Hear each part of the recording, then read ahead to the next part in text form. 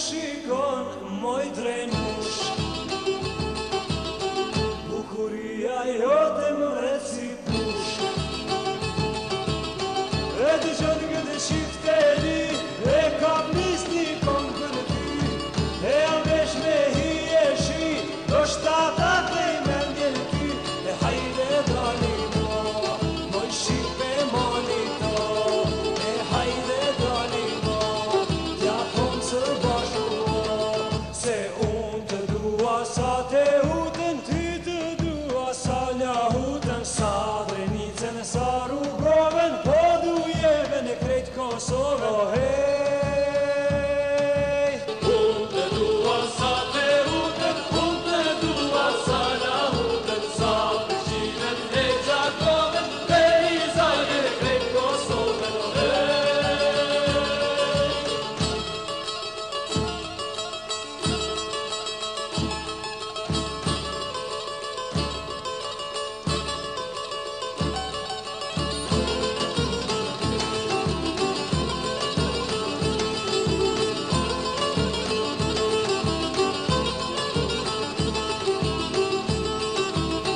Besa besnoj besën ta kom dhon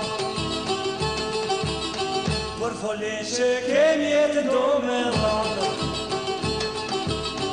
Rrugës atë ti kur shkoje Vedla jote ka shqiponje As mi tonë mërë taja i rak Syri keq kur mos të pak E hajde dali ko Moj shqipe moni to E hajde dali ko Tja thonë së bashku Se unë të dua sa te hutën Ty të dua sa la hutën Sa drenicën sa rrugoven Po dujeve në krejt Kosovën Oh hej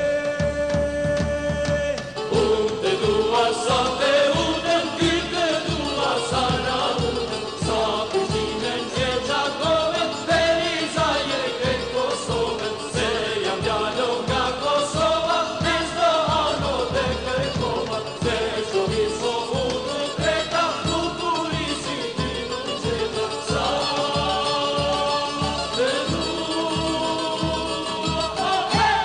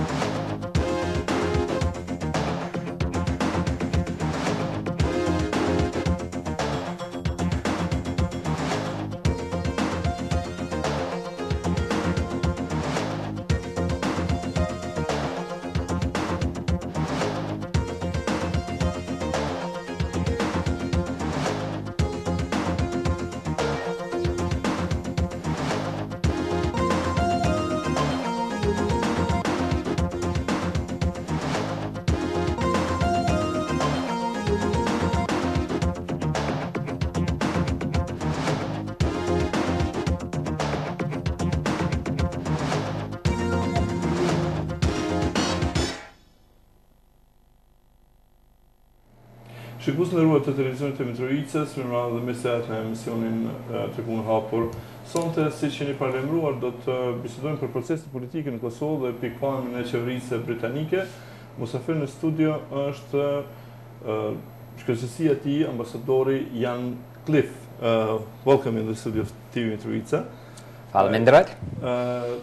Ne sonte do të bisedojmë pra për proceset politike në Kosovë nga pikpamja e qeverisë britanike dhe me qenë se është hera parë që ambasadori Cliff është në studion të Mitrovicës, po në shfrytëzoj rastin t'ju them disa të dhëna nga biografia e tij. Ka lindur në vitin 1952 në Londër, përndryshe përjardhjen e ka nga Yorkshire.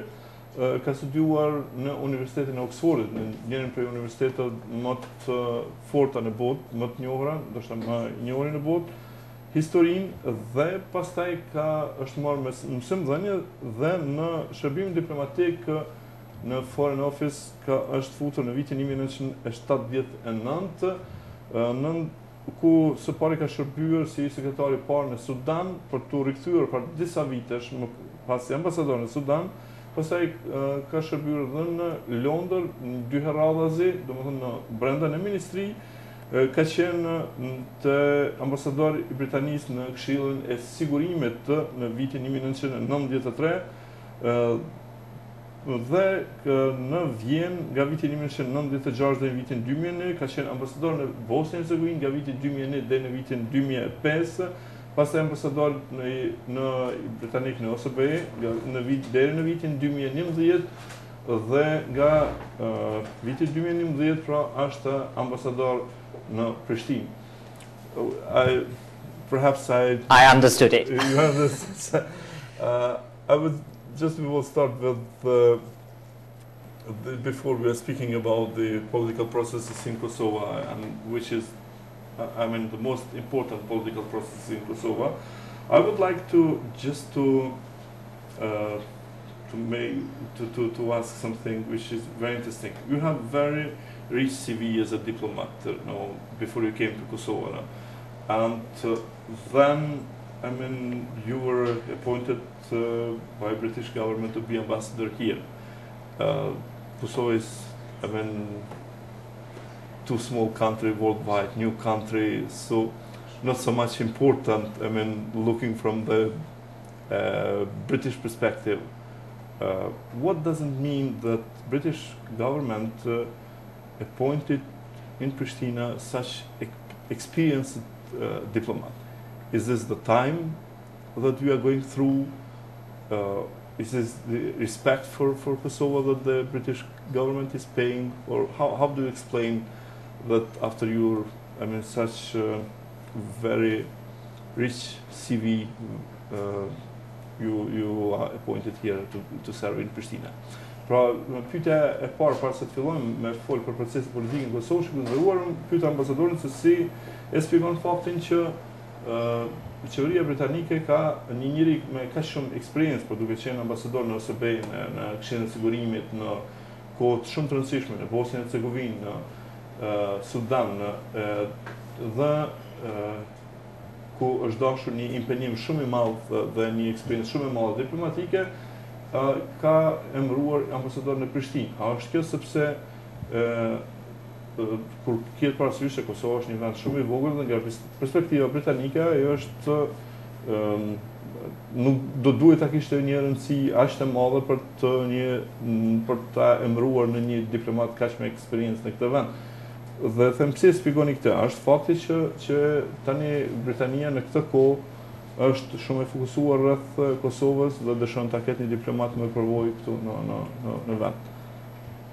Well, I think if you look at my CV, I have got rather a lot of experience of post-conflict societies, and I think that was one factor. Arsyeja mendoj që është që unë kam eksperiencë nga shoqëritë post-konfliktuese.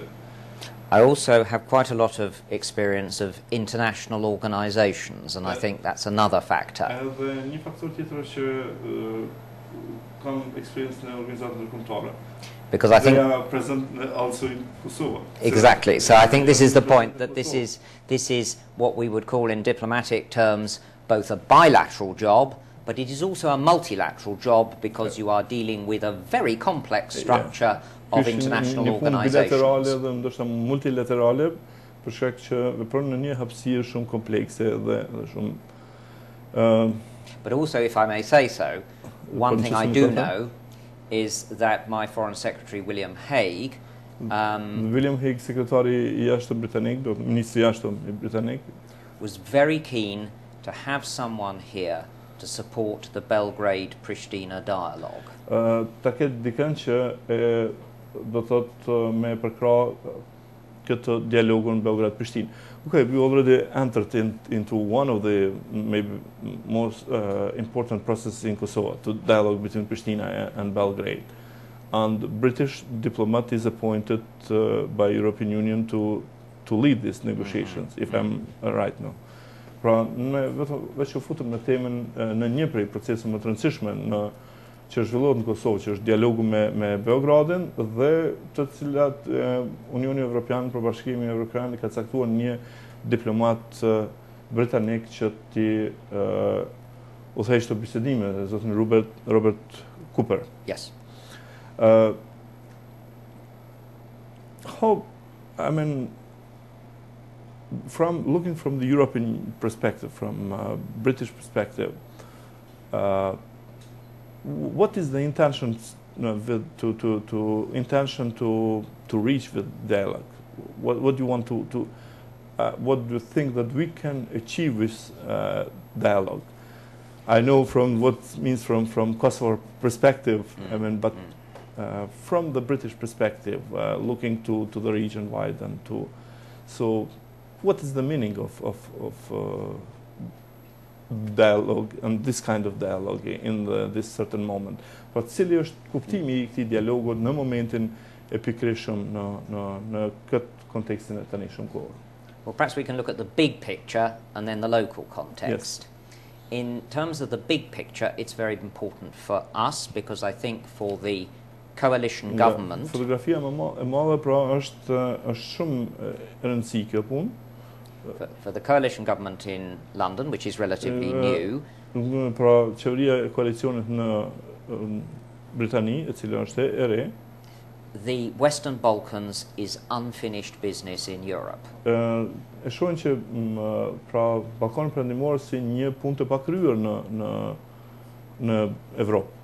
And I think the present British government is very determined to move the whole of the Western Balkans towards membership of the European Union. Kështu që qeveria britanike pra është interesuar që gjithë Ballkanin Perëndimor ta shtyjë drejt Bashkimit Evropian.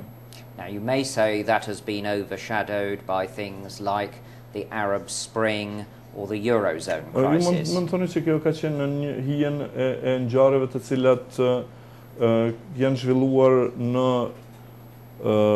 pranverën arabe dhe ngjarjeve të tjera. But my government has not been knocked off course from its determination to make the Western Balkans a priority. Por ne sigurisht që nuk e kemi harruar, domethënë nuk e kemi lënë jashtë prioritetit çështjen e Ballkanit Perëndimor dhe integrimit të tij. If we look at it in the local context, nëse do ta shikoni në kontekstin lokal, how do you move Kosovo and Serbia together towards the EU when Serbia refuses to recognize Kosovo? Si do të çoni Serbinë dhe Kosovën në Bashkimin Evropian kur Serbia refuzon ta njohë pavarësinë e Kosovës? And our feeling is that part of the answer, the beginning of the answer, is to get the two sides talking about ordinary issues to improve the life of local people, local businesses. Dhe perspektiva jonë është pra që ti detyrojmë palët pra që ato të bisedojnë për problemet e jetës së përditshme në mënyrë që të ecin përpara. How do you explain, I mean, this situation that in Kosovo we have, I mean, looking from some perspective, from my perspective, I see this as a great interest for Kosovo, a great opportunity, through dialogue to move forward. I'm not part of government, I'm a criticizer of government, but in the other side we have opposition who until recently, maybe even now, it's some sort against the dialogue. And we have the government who is instead to promote dialogue saying, okay, we are pushed by internationals to do dialogue, so they are selling this in public that this is something bad, but we have to do it. I mean, those are three opinions that maybe you have seen in Kosovo. But how do you explain why Kosovo society do not see this opportunity as I see, as an opportunity for Kosovo now, not as something bad or something that we should do or something bad that we should not do. So which is again, I mean, a political option, in our political spectrum. Pra, kur po flasim për dialogun dhe për rëndësinë e tij, ne kemi një qëndrim I cili është qëndrimi I opozitës, I cili në një mënyrë po refuzon dialogun, të paktën deri kohëve të fundit, mos edhe tani, dhe qëndrimin e qeverisë e cila po është në dialog, por këtë nuk e promovon në mënyrën e duhur, por thotë se duhet të bëjmë dialog për shkak që na detyrojnë ndërkombëtarët, na detyrojnë miqtonë, por jo si një mundësi dhe jo si një oportunitet për Kosovën, si një mundësi për Kosovën për ecur përpara. Dhe pyetja ime ndaj ambasadorit Cliff është si e shpjegoni ju këtu, pse është ky qëndrim, si e shihni këtë qëndrim të klasës politike në Kosovë? I think when you look at the history of the last 20 years or more, it's not at all surprising that there were a lot of people who were very skeptical about the dialogue.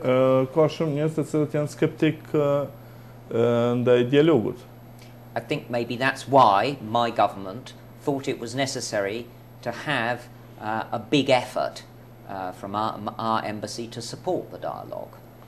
Kështu që dhe prandaj kjo dhe mund të shpjegohet pse qeveria ime shet shumë të rëndësishme që pra kjo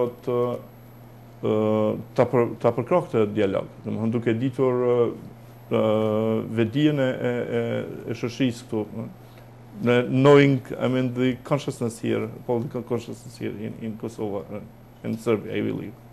I think always in a post-conflict environment. Gjithmonë pra në ambientet post-konfliktuoze, it requires some effort to persuade one side that it needs to talk to the other.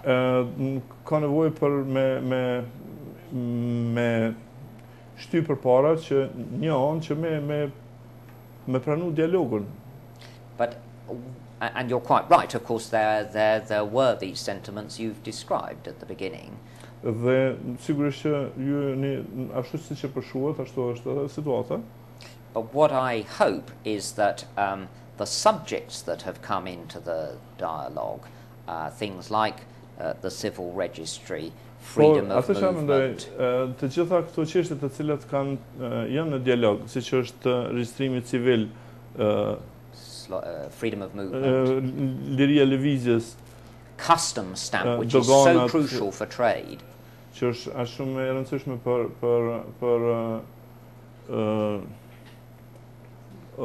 për tregtin. That those issues are on the table shows that this dialogue is relevant for the interests of ordinary people in Kosovo.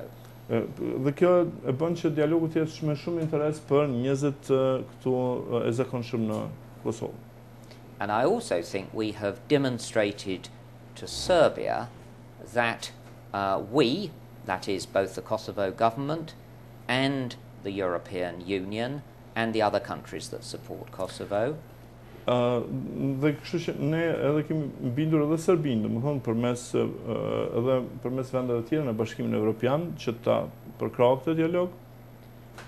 We've shown that we're serious about delivering results in the dialogue. Dhe kërkojmë nga që të tregohet serioze për të dhënë rezultate në këtë drejtim.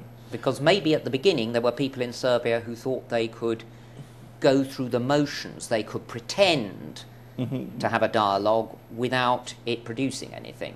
Sepse është krijuar përshtypja që në Serbi duhem të bëjmë dialog pa pasur rezultate të dialogut. And it's because the dialogue is real that perhaps it's quite difficult at the moment. Dhe për këtë arsye dialogu është pak është i vështirë në këtë drejtim. One mentioning this, I mean the dialogue and I mean sort of pressure on Serbia in order to put onto the, how to say, on the way to European Union and to European Union standards. No? When I asked yesterday Ambassador Dell, he said that we are working through our European allies, and I mean we are working directly, he said, I mean as an American government, but also through our European allies in order to push Serbia into that way, you know, of and British was considered until now, and perhaps even now, I mean the most trusted ally of Americans in Europe. No, how do you succeed, you know, to coordinate all this policy? I mean, in what levels this is done? This coordination among European countries and United States in order to press Serbia to do this necessary things. Pra në pyetjen e ambasadorit amerikan Dell se si jeni duke bërë presion në Serbinë që ajo të jetë në dialog dhe të të kyçet në rrjedhat evropiane, në rrjedhat perëndimore. Ai tha që ne këtë e bëjmë në mënyrë direkte, por më shumë të përmes aleatëve tonë evropian, për duke kurzuar kyçjen në Bashkimin Evropian me standardet të cilat kërkohen nga ajo. Dhe pyetja ime për ambasadorin Cliff është se si arrini dhe në çfarë niveli e krijoni këtë dialog, si këtë koordinim do të thotë për të arritur këtë gjë. Well, it's quite a complicated process because it happens at every level. Është një proces shumë i komplikuar sepse ka disa nivele, thotë ambasadori. But quickly, one, always remember the Americans are in the room in the dialogue, that the Assistant Secretary of State, Phil Rika, is actually in the room with Robert Cooper during the dialogue meetings. Philip Rikeri, pra është në sekretari amerikan është i kyçur në dialog së bashku me Robert Cooperin. Two, there is very close coordination between the EU foreign ministers, particularly the key countries that recognize Kosovo. Pastaj janë ministrat dhe vendeve kyçe të cilat e kanë njohur pavarësinë e Kosovës që janë të kyçura këtu. And there's coordination between them and Washington. Dhe koordinimin mes atyre dhe Washingtonit. And there's very close coordination between my colleagues in Belgrade and, of course, between the ambassadors in Pristina. Dhe është natyrisht edhe një koordinim mes ambasadorëve në Beograd dhe ambasadorëve në Prishtinë. You are meaning the quint, I mean, of 5 countries, no? Pra, principally, not only, but mainly. Po, do thotë në quintin në mënyrë parimore, por s'është të thonë, domethënë në vendet e kyçe të cilat e kanë njohur pavarësinë e Kosovës. Do thotë so our aim is to make sure that both qëllimi ynë është që të sigurojmë Serbia and Kosovo get a common message. Që Serbia dhe Kosova të kenë një mesazh të njëjtë. From both the EU countries and from the Americans. Nga Amerika dhe nga Bashkimi Evropian. Okay, now 2 days before, Deputy Prime Minister Mr. Slobodan Petrovic was here in your place, and we spoke about, I mean, the politics of Serbia, and he told that he saw as the biggest problem the fact that the Serbian politicians speak in Belgrade, they are speaking something else in private and something else in public, and making so big confusion in the population, in public opinion in Serbia, also among the, Western diplomats. He told that he showed his experiences now, how he met in Brussels and Washington so many Serbian politicians from Belgrade. Then they told privately supported him, his job, and but then in public they told something else. So is it you served in Bosnia? And you know more or less this kind of Byzantine mentality, which is not only within the Serbs, is also within the Albanians too, and the other peoples who were under the Byzant. How do you survive with this kind of politics? How do you manage to address the issues, having this case, not only with the Belgrade politicians, also with the others? Përmenda që zëvendës kryeministri Petrović ishte parëmbrëm mysafir këtu në studio dhe ne biseduam, mesin e tjerë biseduam edhe për faktin që politikanët në Beograd kanë dy qëndrime, njërin në privat dhe atë publik, zyrtar. Atë në privat ata thonë se përkrahin edhe punën e tina si zëvendës kryeministri i Kosovës dhe për atë çfarë bën ai për komunitetin serb Kosovë, tjera. Edhe para diplomatëve perëndimor thonë se ne jemi për këto, për dialog, për gjërat po mendoj që janë politikisht korrekte, por në fakt kur dalin zyrtarisht marrin qëndrime krejt kundërt. Dhe ai sheh si këtë si problemin më të madh për që stopon progresin. He saw that this is the biggest problem who stop the progress.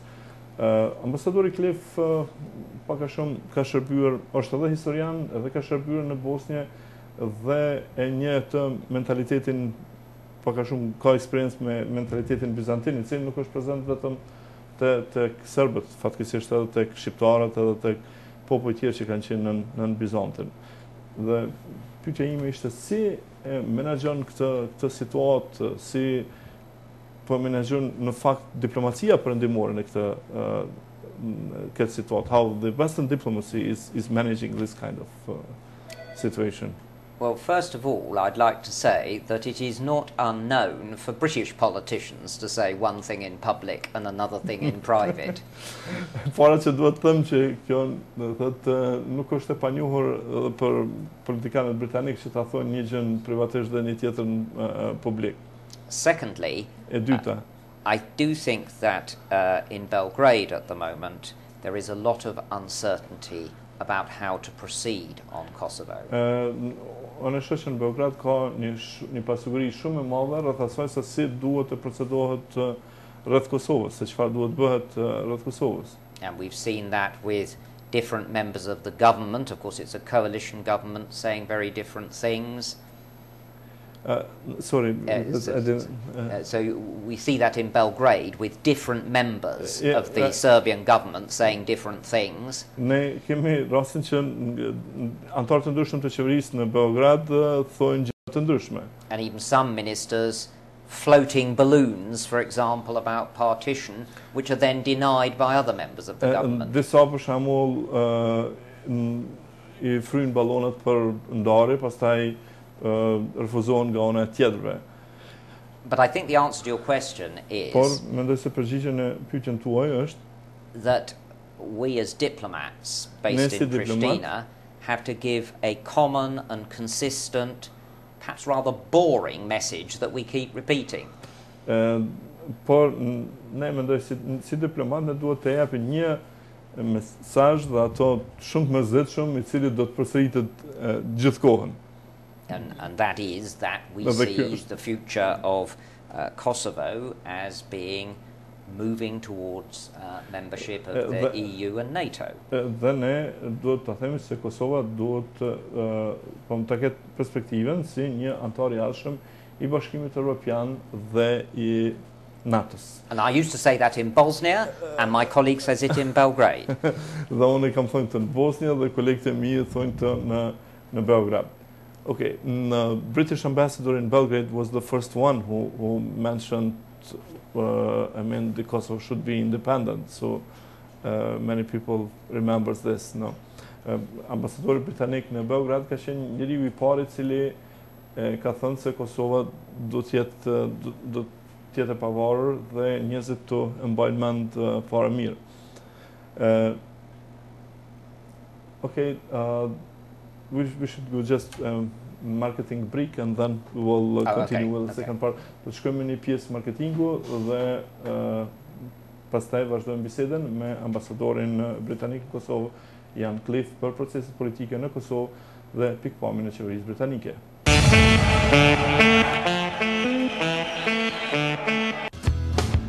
Kjo këngë është pjesë e një fushatës e cila tregon se në Kosovë janë disa zyre që quhen qendrat e aftësimit profesional. Këto qendra qindën në Prishtinë, Prizren, Ferizaj, Pej, Gjakov.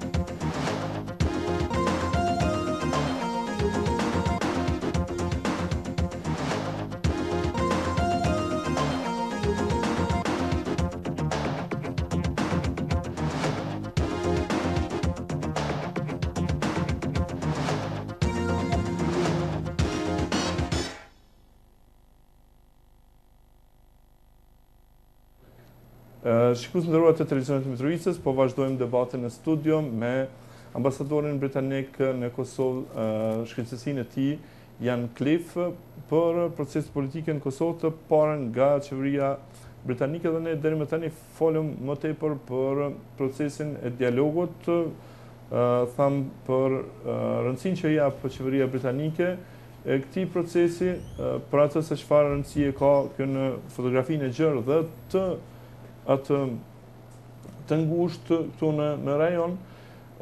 Tani do doja pak të kyqem rreth më tepër rreth procesit e demokratizimit në Kosovë. We would like to speak a little bit about the process of democratization of Kosovo. So there is an opinion that Americans, first of all, they want stability, and security, and they don't care so much about democracy, although they are Democrats for themselves, for the country. But the Europeans are more interested in democracy because these countries try to be, members of European Union. Is this true, or this is just a prejudice? I think it's an... është një mendim që Amerikanët nuk kujdesen shumë për demokraci, më shumë për sigurim edhe stabilitet, edhe nuk shojnë fort kokë për demokraci, se kanë për vete më shumë, kurse në vendet evropiane i kushtojnë më tepër kujdes për shkak që vendet si Ballkanit Perëndimor pritet të bëhen anëtare të Bashkimit Evropian. Sa ka të vërtet në këtë? Well, I would say that's prejudice or trying to build something out of nothing. Mendoj që kjo është një paragjykim, thotë ambasadori. Okay. But perhaps I can just say, don't forget that democracy comes in many different forms. Por demokracia thotë arrin në vende po në forma të ndryshme. It isn't one size fits all. It isn't one size of clothes fits everybody. Do thotë një numër nuk I bie gjithkujt. And so I think what is important is that Kosovo develops democracy in a way that fits the situation in Kosovo, where you are a small society, multi-ethnic society. Mendoj që Kosovo po zhvillon demokracinë në mënyrën e vet, duke qenë një shoqëri e vogël dhe një shoqëri multi-etnike. Okay. What could be, considered as an investment, Western investment in Kosovo for democracy? No, we know that Western countries, British, Americans, French, Germans, and the others, NATO members, they contributed, to rescue our society from genocide, to make a free country. So that's known by everyone, by every shepherd in Kosovo. This is known. But the question is, what is concretely done in order to help our democratization? We want to be, we know that we are not so much prosperous democratic society, but we want to be a democratic society. So where and in which directions is going support of your government in this case and the other government in order to help democratizing our society? Pra, ne dim kontributin që kanë dhënë vendet të NATO-s për çlirimin e Kosovës, për shpëtimin nga gjenocidi. Edhe kjo është e njohur për çdo çoban në Kosovë, por do të flasim pak për atë se si vendi juaj kontribon në zhvillimin e demokracisë në Kosovë, sepse ne e dimi që nuk jem as vend demokratik, ne tentojmë të jemi vend demokratik, ne duam të zhvillojmë demokracinë, të jemi një shoqëri normale, por këtë jemi të vetëdijshëm që nuk e kemi arritur. Po, dhe në çfarë mënyre qeveria juaj është duke na ndihmuar në këtë drejtim? I think the important point is that we can help build democracy here, but you, the people of Kosovo, have got to want to do democracy. Ne na jemi të prirur që të ndihmojmë të zhvillojmë demokracinë, por megjithatë ju jeni ata që duhet të zhvilloni demokracinë. If it's something artificial imposed from outside, it will collapse in the end. Nëse diçka artificiale do thotë vjen nga jashtë, ajo nuk ka ymër të gjatë, nuk ka jetë gjatë. But what we, the UK, have done is to work with political parties in the early days after the liberation. Ne kemi punuar me partitë politike pas çlirimit për ndihmuar profilizimin e tyre. More recently, we have worked to support some of the parliamentary committees, for example, the one dealing with the public finances, to ensure transparency. Ne po ashtu edhe për në financat publike për me siguruar transparencën. We have organisations like the OSCE, which does a lot of work with Parliament.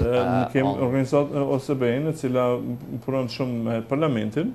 And indeed, I'm very keen to promote more parliament-to-parliament contacts between Britain and Kosovo. Dhe unë do të thotë kam ndihmuar që të ketë një domethënë një marrëdhënie mes parlamenteve tona. And indeed, last week we had the first interparliamentary union visit to Kosovo by the British group. Patëm një grup të parlamentarëve britanik pra në vizitë në Kosovë. But I think the answer to your question is that all the countries from the EU and NATO that want to support Kosovo are doing things to help you build democracy. But it is not a question of us directing how you should do it. Të gjithë vendet pra që jemi në të interesuar për të ndihmuar Kosovën, po punojmë në drejtim që t'ju ndihmojmë, por jeni ju ata që duhet ta zhvilloni demokracinë. And even when we are stealing the votes during our elections, so I mean, what you, I mean, as a friends of Kosovo, those who contributed to liberate us, to rescue from genocide, and you think that we are doing things which are against our future, against our perspective. So European against our perspective. So well, actually, how I mean, to what extent you are intervening, and to what extent you're trying to correct us, to put us in the right way, no?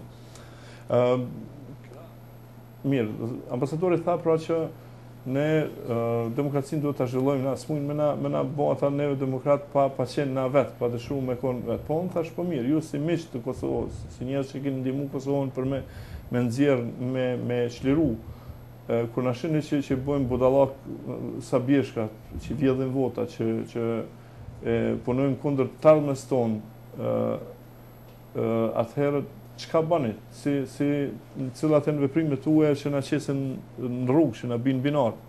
I think that's actually a rather good example. Mendoj se kjo është një shembull I mirë.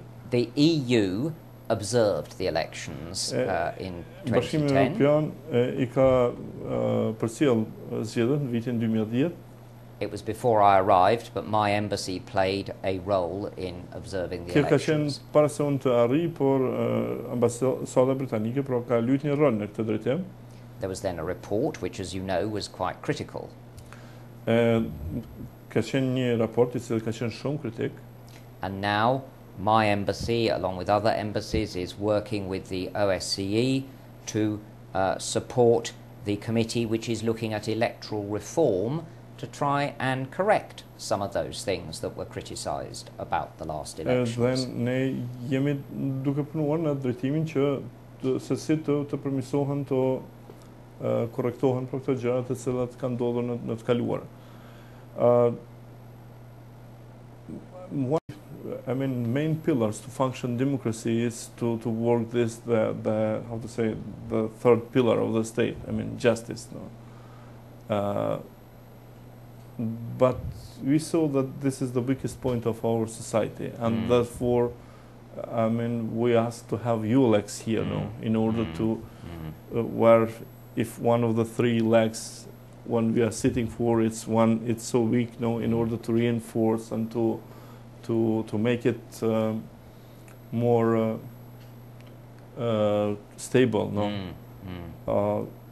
But we have so many cases that they are not done by justice. We have 1/5 of the territory of Kosovo which is without the court at all. I mean, Mitrovica region has no court, and it's functioning even without court since 2008. No.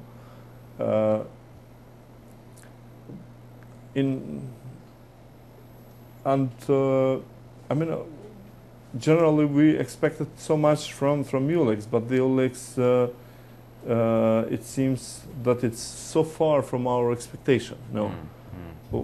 what do you expect now from EULEX? What is you from as a government who are I mean paying such mission to come to help us? No, and how do you see? I mean, do they do their job?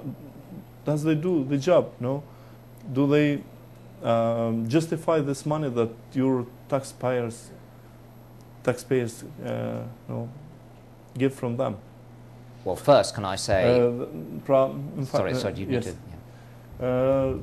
Tash, puna e EULEX-it është fare larg pritjeve që kem pas në si shoqëri. Domethënë që se shteti qëndron në 3 kom, në drejtësinë, në legjislacion, në ekzekutiv dhe drejtësia është pika më e dobët e shoqërisë sonë dhe këto e dim të gjithë. Prandaj kemi thirrë EULEX-in për më na ndihmu për me forcu këtë kom, se shkomi pa 3 kom nuk mund të qëndron. Edhe mirë po, problemi është si e shihni ju, si ambasadori vendit i cili financon EULEX-in, që jap pare dhe nga parat e taksa paguesve tuaj paguhet EULEX-i. A arsyton EULEX-i qëndrimin e vet në Kosovë? Si e shihni këtë punë? Well, first, can I say that EULEX is extremely expensive, and my government is very keen to keep the costs of EULEX down because we are paying quite a lot towards it. Mas pari, do të thonë që EULEX-i kushton shumë shtrejt, për qeverinë tonë, duhet me pagu shumë parë për ta, dhe qeveria jonë përpiqet që të marrë sa më pak shpenzime, sepse na pagujmë këto shpenzime për EULEX-in. So it's very important for us that it delivers value for money. Që natyrisht kjo ka të bëjë me çështje parash. Secondly, this is the first mission on this scale. Dhe në anën tjetër ky është një mision i parë në këtë shkollë, në këtë nivel, pra. And it's operating in a particularly complicated environment, especially in the north of Kosovo. Dhe po ashtu në një do thot ambient komplikuar siç është veriu i Kosovës. So I think we're all learning some lessons. Të gjithë po mësojmë disa mësime. I agree with you 100% that the judiciary and having a strong justice sector is crucial for Kosovo. Unë e di që domethënë me pas drejtësinë të funksionu është një sektor shumë i rëndësishëm për Kosovën. And in fact, I've seen the judicial component doing some very valuable work, which never gets reported in the media, in places like Peja and Prizren. Dhe është bërë një punë e vlefshme që nuk është pa në media, në Peja dhe në Prizren. But the problem is we have a particular political situation in the north of Kosovo. Dhe mirë po, veçanërisht ne kemi një situatë shumë problematike në veri të Kosovës, which has made it very difficult for EULEX to operate që e bën shumë të vështirë për të me operu EULEX-i. Okay, now we are before the end of a mission. I would like to speak something about I mean the north and future development in the north. To your colleagues, Ambassador Fito and Ambassador Dal told that there will not be Ahtisaari Plus for the north. That will be Ahtisaari's plan. It's enough wide, enough. It's like a box who is could be interpreted in so many ways, and so that's that we could find a solution for the north. No. What is your position of your government? Në qëndrimin që patën këtu në studio ambasadori, kolegët e ambasadorit, pra ambasadori francez Fito dhe ambasadori amerikan Dell, thanë që nuk do të ketë Ahtisaari plus për veriun, se plani Ahtisaarit është si një thes i cili mund zgjerohet anej këndej ka oma forcë, por nuk do të ketë një diçka për të Ahtisaarit. Dhe që ky plani Ahtisaarit mund të interpretohet në mënyra të ndryshme. Tani e pyet ambasadorin se cili është qëndrimi i qeverisë tuaj lidhur me këtë. The position of my government is to support implementation of the Ahtisaari plan. Pozicioni i qeverisë time është që të për krah implementimin e planit atisarit. Because it gives one of the most advanced forms of devolution in the world. Sepse jep sorry, once It gives one of the most advanced forms of devolution, local government in the world. Sepse jep një forcë, domethënë fuqishëm për krah devolucionin e qeverisë lokale dhe një prej atyre më të përparuara në botë, më të avancuara në botë. It allows for communities to have their own system of education. I lejon komunitetet që të kenë sistemin e vet të edukimit, their own system of health, sistemin e vet të shëndetësisë, and it allows transparent links even with another country, with Belgrade. Dhe natyrisht lidhjet transparente me vendet e tjera, siç është rasti me Beogradin. I think the problem is that an awful lot of people in the north of Kosovo have a very distorted idea of what is on offer under that plan. Sorry, once a more. lot of people in the north of Kosovo have a distorted view, have an incorrect view do thot pikpamjet e gabuara rreth asaj of what is on offer under that plan. Çfarë është ofruar në me planin atisarit. And I also think a lot of people south of the river Ibar don't fully understand the degree of self-government that is offered under Ahtisaari. Po ashtu edhe njerëz, domethënë shumë në jug të lumit Ibër nuk e dinë se çfarë përmban plani atisarit, especially those who voted for Ahtisaari. Veçanërisht ata që kanë disa që kanë votuar për Ahtisaarin. What I think is very good is that there is now a little booklet which is just being circulated, which summarizes in simple terms exactly what the Ahtisaari plan is about. Më stash po do botohet një libër të vogël thotë që e shkurton dhe shpjegon në mënyrë të shkurtuar çka do të thonë plani i Ahtisaarit. And I think everyone north of the Ibar and south of the Ibar should read that. Dhe çdo kush në jug të lumit Ibër dhe në veri të lumit Ibër duhet ta lexojë këtë libër që ta di, do thotë.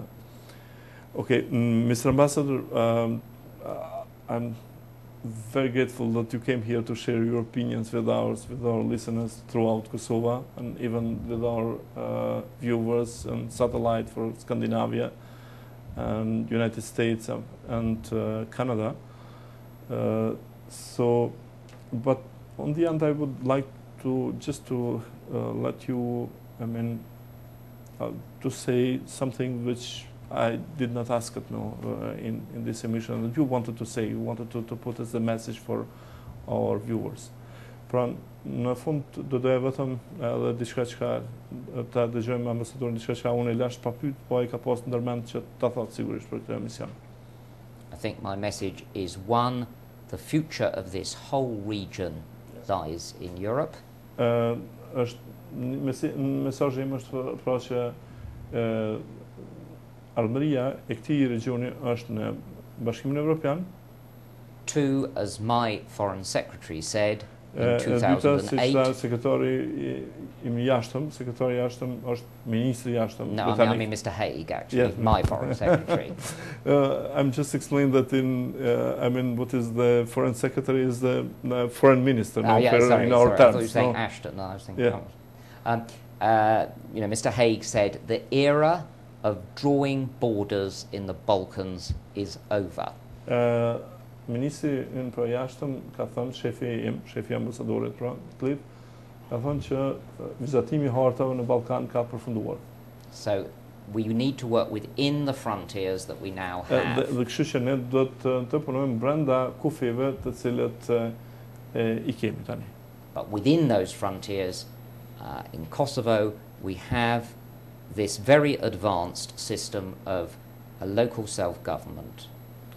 Kështu që në brenda këtyre ne kemi një sistem shumë të avancuar të qeverisjes lokale, which që e mundson Kosovo Albanians to be Kosovo Albanian, enables Kosovo Serbs to be Që Serb, mundson shqiptarëve të Kosovës me qenë shqiptarë të Kosovës, serbëve me qenë serbë të Kosovës, Bosniaks to be Bosniaks. bosnjakëve me qenë bosnjak, I mustn't miss anyone out. Turks to be Turks. dhe turkëve me qenë turq e tjera. And Roma, Ashkali and Egyptians and Gorani to also enjoy their own Rome, identity. Ashkali dhe Goranëve tjetë gjithë të përmendoj që të kenë identitetin e tyre. Okay, one I saw within the messages I couldn't follow the all SMSs by public, but one I saw yesterday, and it is repeated also today for you, a question that I mean, this road from Pristina to Mitrovica is never going to be finished. No, he said, could you intervene that government finish one time that? That is a very interesting message. He said that Ambassador Dell did not answer it in this question. I didn't ask because I didn't saw. So, and he is also repeating the question to you, or she, I didn't remember. Pra, ishte një SMS aty që ishte bërë edhe di ambasadorit Dell, por dhe sot ambasadorit Cliff, atë a muni pak a shumë se s'mujta me lezu mirë, isha e përqendruar në bisedë, thot muni me ndiku thot që kjo rruga Mitrovica-Prishtinë mu kry nejherë që po ndërtohet thot se s'po do mu kry kurrë. Well, I'm not a road builder. And my friends at Kosovo Railways tells me the passenger train is coming back next month. Por shokët e mi më thonë që treni do të kthehet, do rikthehet tani në the train will start, Kosovo to Mitrovica will start running again in December. Do të fillojnë në dhjetor. Okay, thanks a lot for coming in the studio and sharing your views with us. Pra, shikues nderuar, duke falendruar edhe një herë ambasadorin Cliff për ardhmën e tij në studio dhe për ndarjen e opinioneve me ne për procesin politik në Kosovë, për mbylljen e këtë emision, natën e mirë dhe mirupafshim nga unë në Zhvin Spaju.